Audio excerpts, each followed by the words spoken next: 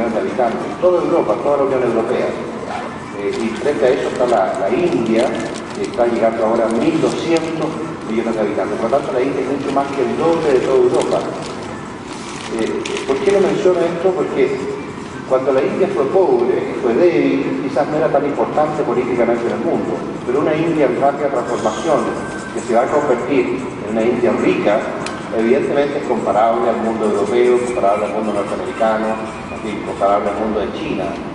Una China rica y desarrollada no es lo mismo que una China en extrema pobreza como la época de Mao. Por lo tanto, el mundo hoy día tiende a esta evolución con la economía de mercado, de un crecimiento explosivo de los dos países más grandes, más pobres del mundo, se están transformando en países de alta industrialización, de alta tecnología. China, la India tiene programas espaciales, programas de electrónica, programas de fabricación de autos, de aviones, de buques, todo tipo de tecnología, al principio con niveles de calidad un poco bajos, después esa calidad ha ido aumentando. La China hoy día tiende a producir productos de mucho más alta calidad. La tendencia futura es que van a llegar a calidades tan altas como las que ha tenido la industria de Japón o Alemania. Por lo menos los chinos buscan ese nivel de calidad en producir prácticamente todo.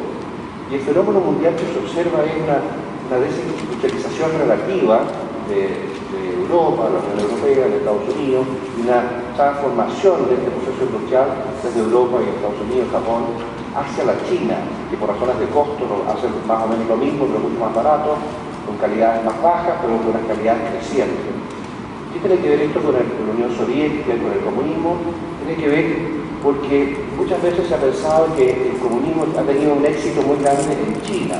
Entonces nos olvida que en realidad lo que se ha producido en China es precisamente un desarrollo alternativo a lo que siempre planteó el comunismo. Y en la India, que era un mundo socialista muy vinculado a la Unión Soviética, la transformación de la India y el crecimiento explosivo de la India se produce a partir del momento que la India decide dejar de lado la economía socialista, la economía estatista, y privatizar y gradualmente liberar los precios y gradualmente aumentar los porcentajes de la propiedad privada de las empresas, de la inversión extranjera, de la apertura al comercio exterior, en fin. En esa medida es que China primero y la India después crecen. Y en un proceso parecido ya había crecido Taiwán, había crecido Corea del Sur, había crecido los países del sudeste de Asia.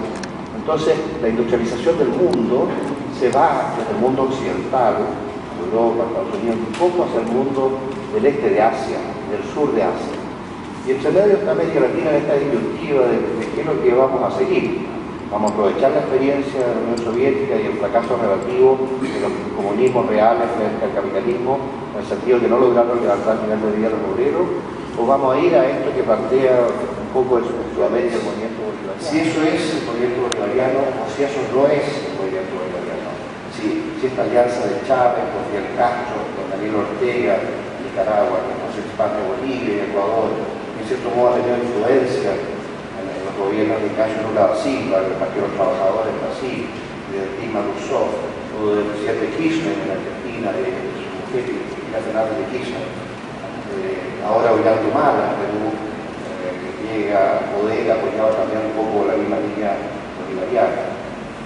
Parece que aparentemente los que no están en esa línea son ahora solamente Colombia, Chile, en cierto modo México, pero Chávez confía y tiene la esperanza de que con su influencia en alternativas futuras electorales pueda influir de tal modo que llegue también a poner un gobierno en México, un país de 100 millones de habitantes, de la línea pro-bolivariana. Por lo tanto, él piensa que el socialismo del siglo XXI se va a ir imponiendo con esta CDA, esta coordinadora bolivariana de las Américas, está un poco recreando un movimiento de alternativos grupos de izquierda marxista de la época de la Guerra Fría para crear una especie de nuevo socialismo del siglo XXI, una especie de neocomunismo.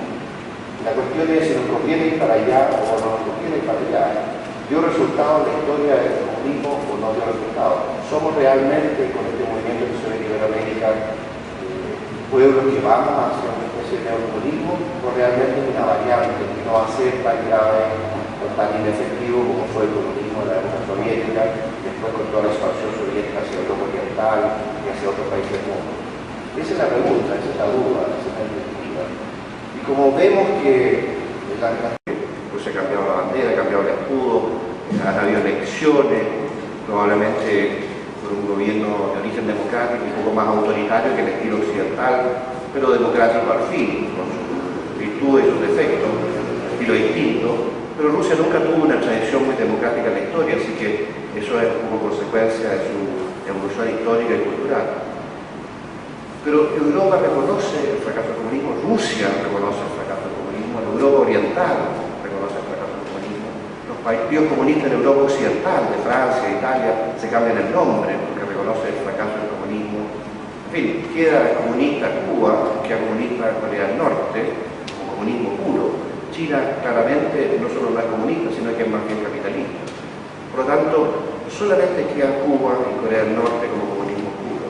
Y los países que históricamente habían adherido al comunismo, como Siria o Libia, están muy cuestionados con revoluciones en Libia, una revolución interna en Siria, Irak, por el partido Ba'ath, en cierto modo, un vínculo con la Unión Soviética, pero pasó por muchas etapas, la guerra con Irán, la captura de Kuwait, la consolidación de un grupo de países para sacar a Irak, Kuwait, y después la segunda invasión norteamericana el año 2003 a Irak.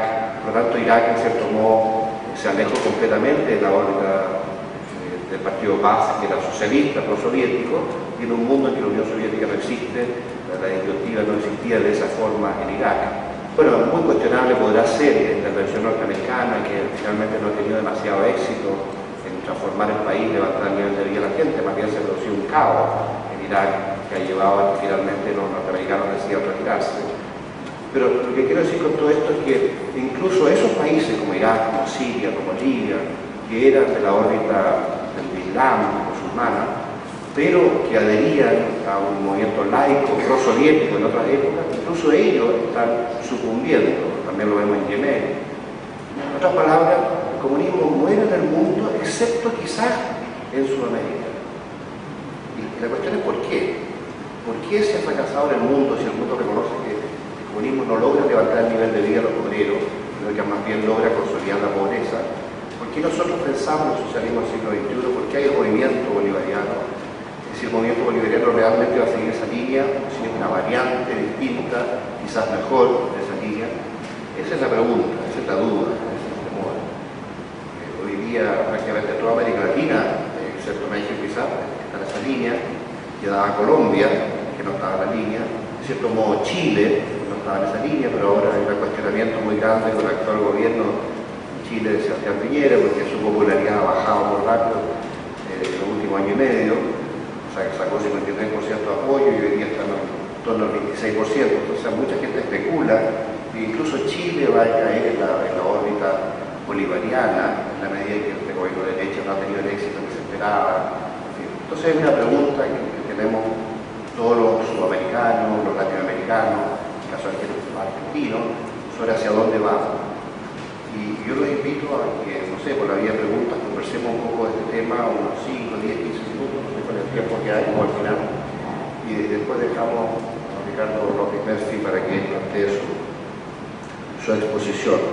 Así que me dice de acá que vamos a dejar las preguntas para el final, pero esa es la idea, ese es el tema planteado. Muy bien, gracias.